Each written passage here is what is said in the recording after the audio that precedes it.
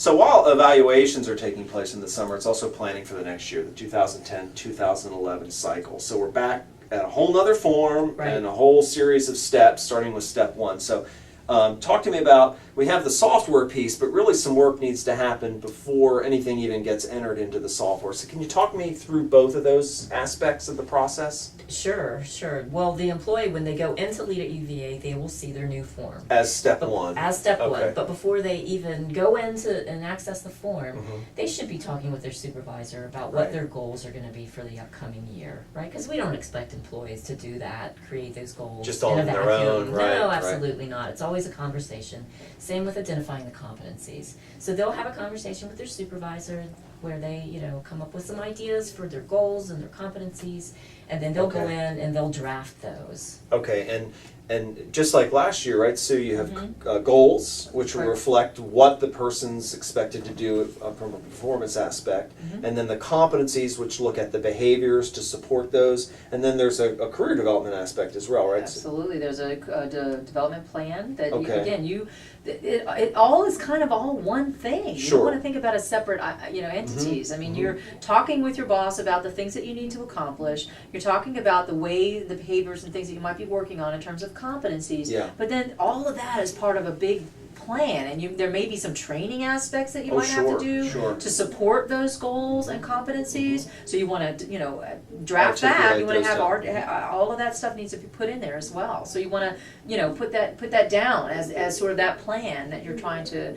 satisfy for the upcoming year. Now remember, the form is labeled 2011. Form, so that's the one you're looking for on the software. Right. So many folks will see in their dashboard the evaluation cycle that we spoke to in a previous video, and then they'll also see the new form as step one, where they then enter these goals, competencies, and career development plans. And that's in 2011. That's right. Okay. One thing I would say about that career development plan too, I've had this question come up a lot during the past years. Well, what constitutes a development activity?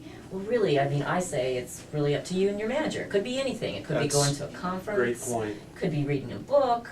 Could be doing a presentation. Right. It could be taking a class. So really, it's up to the employee and their supervisor. Right. It either supports them in what they're doing in the upcoming year, or it may be something further down the line that supports their career development. It may be something based in a competency, maybe one that's part of their performance plan, or even a competency they just want to cultivate and develop because it is enriching for them. That's correct. So it's a pretty open-ended opportunity to have that meaningful discussion. Absolutely. So that's step one. Then what happens at step two? You have the conversation with your boss, and then the employee generates the step one, and it gets sent forward to the manager. What's the manager's expectation there?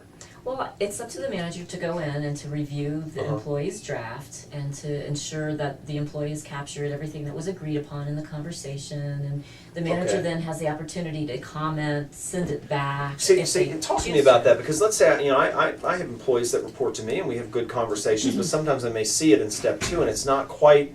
It's not worded exactly, not right, but just maybe it could be more effective. I don't know that I want to go in there and just change it all. No, that's so what right. would be a suggested practice for a manager? Sure, you could send it back to the employee. Okay, literally just send it back. Yep, there's a button at the top. It says send back, so that'll take it back to step one. And they get an email alerting them. Okay. And they get a notes box, a comments box that'll come up when they open that form. That'll say. It'll be the manager's opportunity to comment on why they're sending the form Maybe back. you can rework this goal, or put some comments in around this metric or something like that. And that tab is labeled feedback, so they'll see it show up. It just automatically shows up for them as a new tab. Then the employee gets an email. They would maybe make some edits, send it forward again, and then the manager has an opportunity to review it again. Now what happens then as a manager, I then say, okay, we're in good shape, we've met, we feel good about this, the plan is in place, I send it forward to step 3, and then that's it, really, for